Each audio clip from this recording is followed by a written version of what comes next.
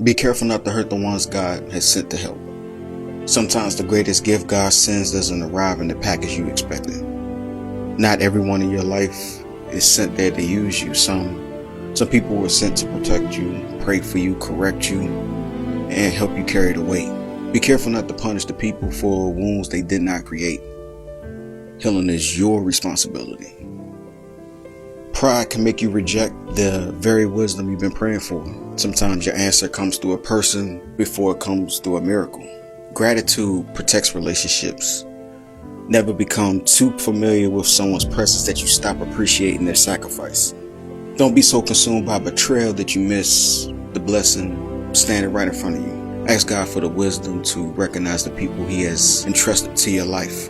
Because sometimes the greatest regret isn't losing the wrong people, it's realizing too late that you wounded the ones God sent to help you become who He's called you to be.